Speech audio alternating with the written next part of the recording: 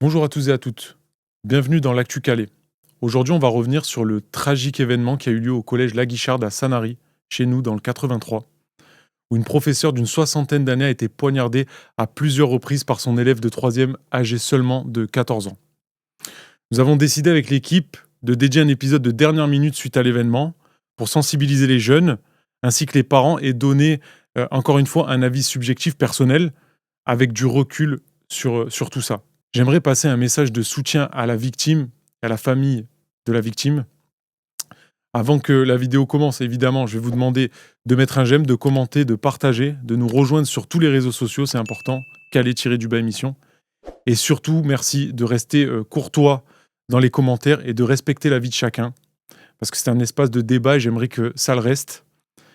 Si vous souhaitez participer vous-même dans l'émission ou devenir collaborateur commercial, il y a une adresse mail qui s'affiche juste ici. N'hésitez pas à envoyer un petit message, un petit mail, on le lira avec grand plaisir. Pour commencer, on va revenir sur les faits. Ça s'est passé le mardi 3 février aux alentours de 14h30 dans une salle de classe. L'élève a poignardé sa professeure à plusieurs reprises, plus précisément 3 coups à l'abdomen et 1 au bras, avec un opinel d'environ 12 cm qu'il avait caché dans son sac. Les autres élèves présents dans la classe ont assisté à l'horreur. Ils étaient présents, ils ont été témoins de ça pendant le cours. Et une fois l'acte commis, un membre du personnel a interpellé le jeune homme dans la cour pour le livrer à la police, qui l'a ensuite placé en garde à vue. Ce que l'on sait, c'est que cet élève n'est pas connu des services de police et qu'il avait prémédité, donc préparé son acte, de par, je cite, la pression que lui mettait sa professeure, témoigne un autre élève, et c'est dire, donc ça vient aussi de lui, une haine qu'il aurait nourrie depuis un certain temps, avant de la poignarder. On a appris récemment qu'il vivait dans un contexte familial compliqué. Les enquêteurs ont retrouvé des armes blanches chez lui. On a appris que sa petite sœur s'est déjà fait battre. Et sur Internet, il aurait effectué des recherches pour les risques encourus pour un mineur qui tuerait sa professeure. Donc, c'était vraiment des circonstances aggravantes. Il a d'ailleurs plaidé coupable. Il regrette son acte aujourd'hui. On sait, par les témoignages des élèves, qu'il pleurait énormément après l'incident. Pour l'instant, sur sa famille, on n'en sait pas plus. S'il y a aussi des antécédents psychiatriques, c'est important. Ça va jouer aussi dans l'enquête. Et le jeune homme risque jusqu'à 20 ans de prison. Son avocate a dit qu'il le regrettait, encore une fois, son acte, et qu'il cite lui-même cela comme un coup de folie.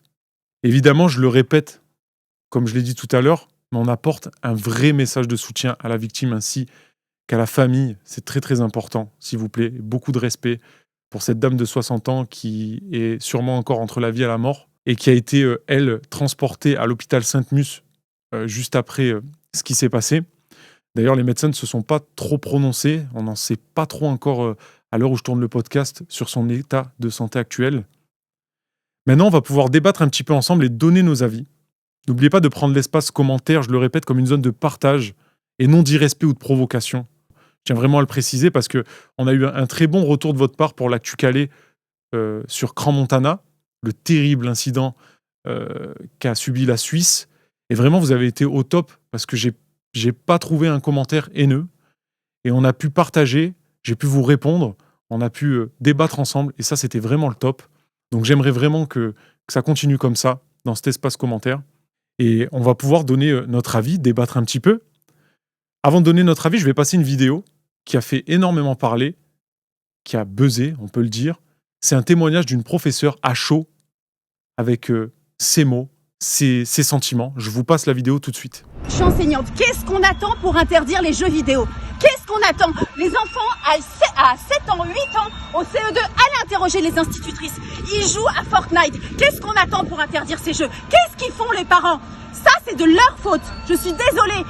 C'est incroyable qu'on en soit encore là aujourd'hui. Tous les mois, il y a des profs assassinés. Je suis enseignante, il n'y a même pas de barrière à l'entrée pour détecter le métal. Rien. On est comme des cons face à des jeunes qui dérivent totalement. Voilà, vous avez pu voir cette vidéo. Alors déjà, j'aimerais qu'on ne jette pas la pierre ni à cette dame, ni à Fortnite, évidemment, mais plutôt qu'on se pose les bonnes questions. C'est pour ça qu'on va débattre aujourd'hui, qu'on va donner un petit peu aussi nos avis.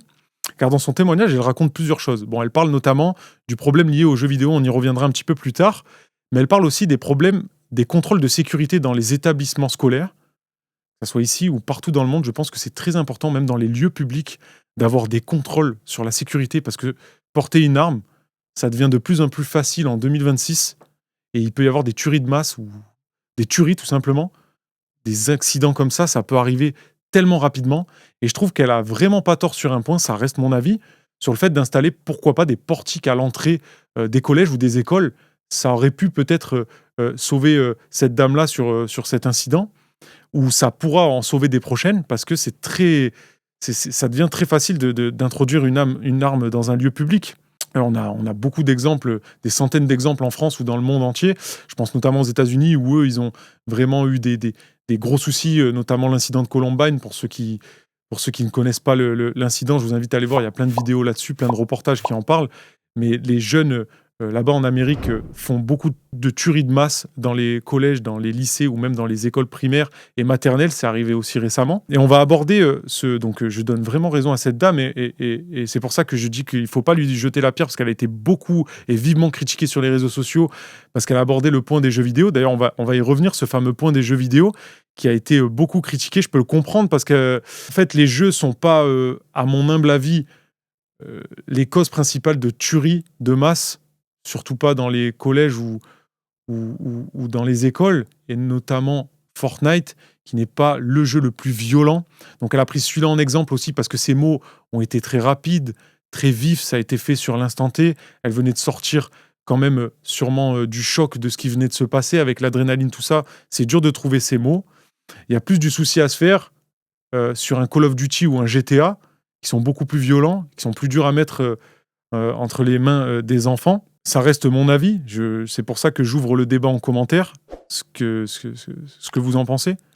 Mais on a sûrement un vrai problème qu'il faut soulever, c'est les écrans chez les jeunes et ce qu'ils peuvent visionner. Je profite justement de cet épisode pour faire de la prévention. C'est ce que je vous disais en début de vidéo. On va faire attention maintenant. Il faut faire attention, on le sait, à notre époque. À une époque, quand j'avais moi 15 ans, on tombait sur des vidéos réelles, d'ailleurs, très très hardcore. C'était les premières sur Facebook, de gangs mexicains.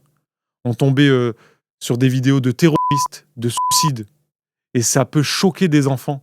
Moi, j'avais 15 ans, ça m'a choqué. Alors, heureusement, j'ai pas mal tourné, mais on ne sait pas ce que ça peut mettre dans la tête de certains enfants. On en a la preuve. Tomber sur des vidéos comme ça peut aller très très vite. Et je vous parle de ça date d'il y a déjà une dizaine d'années. Alors, j'imagine même pas ce que des enfants peuvent visionner.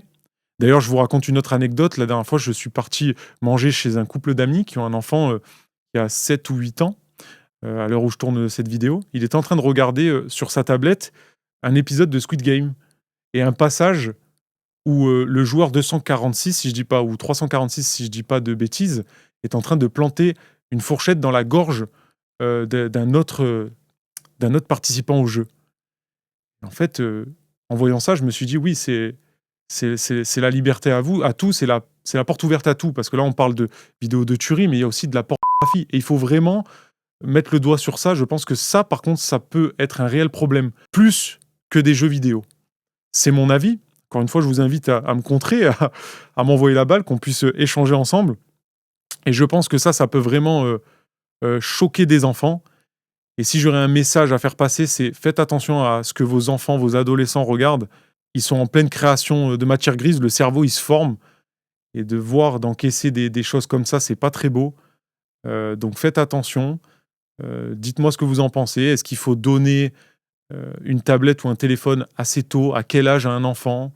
Je sais pas, je n'ai pas toutes les réponses, malheureusement. Mais je suis très ouvert au débat et ça m'intéresse.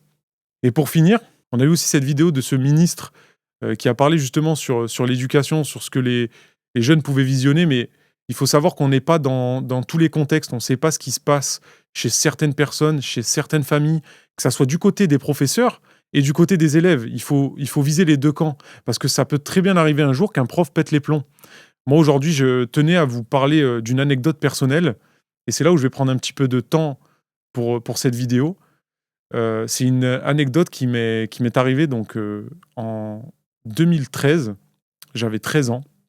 un peu moins de 13 ans à l'époque. J'étais en 5e. Ce que je vais vous raconter là, c'est très personnel, c'est mon vécu, c'est mon passé. Vous le prendrez comme vous voulez, mais j'ai tenu à vous en parler parce que je trouve ça important, ça rejoint vraiment ce qui s'est passé à Sanary. Voilà, personnellement, moi je viens d'une famille bien, autant financièrement que sur le plan de l'éducation. J'ai toujours été bien éduqué. Bonjour, merci, au revoir, le respect, ce qui est bien, ce qui est mal. J'ai pas d'antécédents psychiatriques, ni moi, ni dans ma famille. Et je vous raconte ça parce que j'ai toujours été un jeune qui n'aime pas l'injustice. Et vraiment, ça me tenait à cœur. J'ai même un peu me bagarrer, j'étais un petit peu turbulent, mais toujours dans le respect. J'allais pas chercher quelqu'un si j'estimais pas qu'il méritait. C'est un peu con de dire ça comme ça. Avec du recul, je me rends compte que j'ai fait beaucoup d'erreurs et ça m'arrivera d'en faire encore. Je suis jeune, hein, pour information, j'ai 26 ans, si vous avez fait un petit peu le calcul.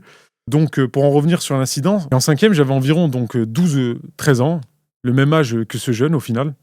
J'ai eu un prof d'histoire dont je ne citerai pas le nom, qui était connu dans mon ancien collège pour boire beaucoup d'alcool pendant ses pauses. À savoir, vous allez voir pourquoi après. Il est considéré comme alcoolique pour avoir eu des très grosses histoires avec d'autres élèves avant moi. Et un jour, donc, on fait 2 heures complètes de cours. Et la première heure, je n'écoute rien, je dors. Je ne fais pas, encore une fois, je ne manque pas de respect, mais je ne fais rien. Je dors. Je suis un petit con. C'est vrai que j'ai mes torts, ça se fait pas. À côté de moi, il y en a qui jettent des stylos, qui insultent, qui crient. C'est vraiment, pour pas être vulgaire, c'est le chaos dans le cours. Et la première heure, ils décident de me renvoyer parce que je dors. Il y en avait d'autres qui se faisaient renvoyer parce qu'ils jetaient des stylos, parce qu'ils étaient irrespectueux. Je pars de cette première heure en disant « vous me virez » alors qu'il y en a qui font pire que moi. Je finis mon heure en colle, je passe la pause et je reviens à la deuxième heure. Parce qu'un professeur, quand il vous vire une heure, s'il vous revire la deuxième heure, c'est vraiment que soit vous l'avez cherché ou alors qu'il n'a pas envie de vous voir dans son cours. Et donc je me repose, je pose mon sac à dos. Je me rappelle comme si c'était hier. Je tiens à le préciser, je regrette énormément ce qui s'est passé. C'est vraiment un acte que je regrette. Mais vous allez comprendre après qu'il faut savoir prendre des deux parties et qu'il y a un aspect extrêmement psychologique et des causes à effet aussi qui peuvent agir sur certains événements. Et donc, je me repose sur la table, je me remets à dormir et il dit tu sors, tu vires. Pour la deuxième heure, tu dégages. Et là, du coup, je me lève. Je dis ok, je vais aller dormir en colle. Je le vois que ça l'énerve. Et il me dit allez, casse-toi, petit bâtard, de mon cours. Donc, il me lance une injure. Sur le coup, j'aurais pas dû réagir. Je suis jeune, je suis petit. J'aime la bagarre. Je vous l'ai dit, j'aime pas l'injustice. Je me lève, j'attrape ma chaise et je lui assène 2 coups dans les côtes. Il tombe par terre, il s'effondre. Les autres élèves me retiennent. Je pars dans la cour et je me retrouve face à moi-même en train de pleurer, me dire qu'est-ce que j'ai fait. J'ai eu un coup de folie. Il n'y avait pas préméditation, effectivement, mais ça reste quand même un acte très grave.